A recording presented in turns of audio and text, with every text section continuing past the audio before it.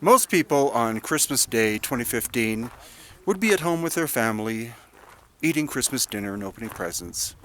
But I'm here at Puma Punku in Bolivia to explore once again the enigma of who did this work and when. These are the famous H blocks, and the biggest fallacy about them is that they're all the same shape and size, which they're not. Each one is in fact, or was in fact, individually created, because look at the backs. The backs are all different. So these were not made in molds, they were handcrafted, but the question is, by who? The precision of the surfaces is astonishing. This is as flat as you can get, within a few 10,000ths of laser perfect. So it could not have been done by a primitive culture called the Tiwanaku, who had Bronze Age technology.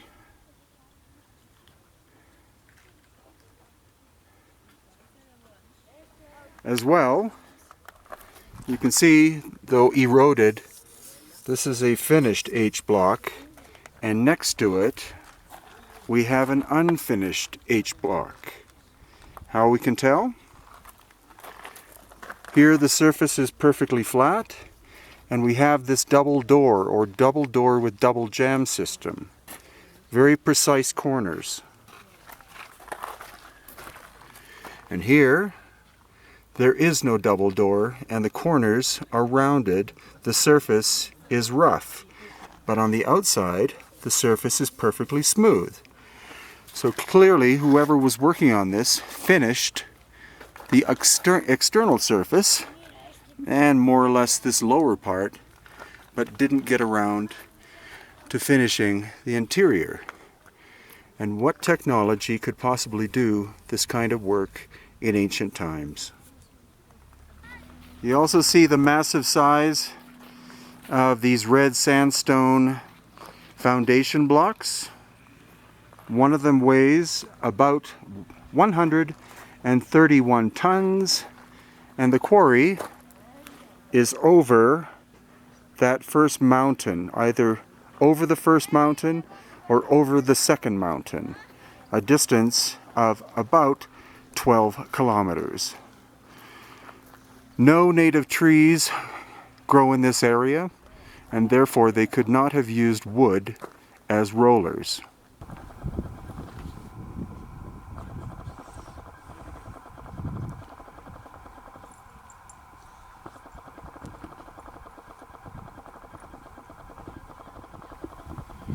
We can also see in that previous clip that a lot of the finest workmanship was in fact found buried.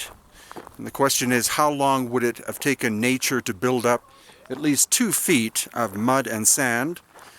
Or was Puma Punku in fact hit by a giant cataclysm that buried much of it, suggesting that there is even more underground to discover? That's what we believe. We believe that in fact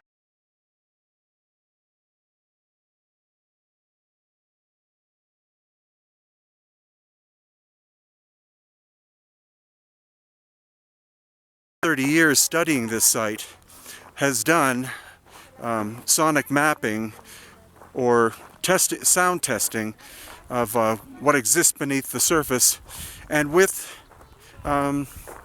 electronic tools they have found that there are chambers underneath both Puma Punku and Tiwanaku, which is behind me here.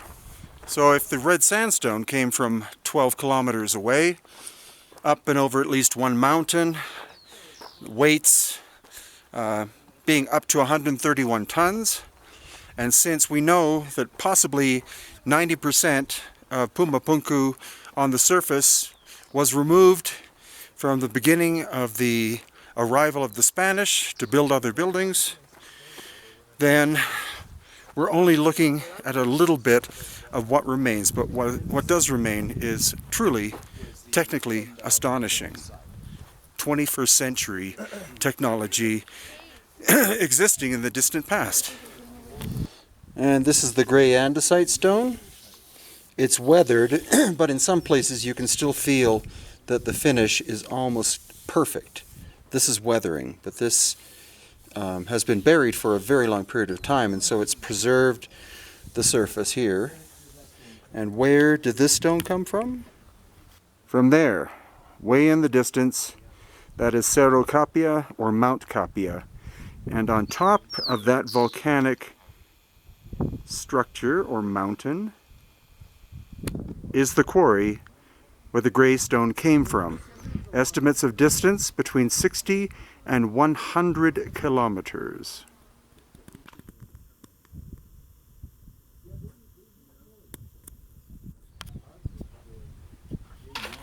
Another question is, what is this? Archaeologists say that it's a rainwater channel, but look at the size of it, and it only goes about 10 feet high.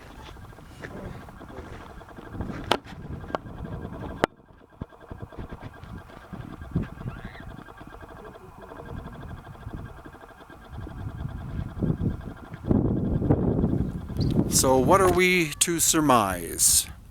At the minimum, we can definitely say that the precision stonework was not done by the Bronze Age Tiwanaku culture of 100 AD to 1000 AD, nor was it done by the later Aymara culture, nor was it done by the Spanish. So we have to look farther back in time. But how far back in time do we have to go? So at least one sandstone block of 131 tons finished, moved over a mountainous terrain at least 10 kilometers. Then andesite blocks of up to 40 and 50 tons moved across mountainous terrain down a volcano, first of all, and from a distance of 60 to 100 kilometers. No trees in the area that could be used as rollers, and the idea that they made their own stone rollers using Bronze Age chisels is ridiculous. So therefore we're clearly looking at an ancient high-tech culture that standard academics wish to ignore, but they can't, because as the scientific evidence mounts, they will have to either recognize the existence of at least one ancient high-tech culture on this planet, or they'll have to retire or hide under their desks.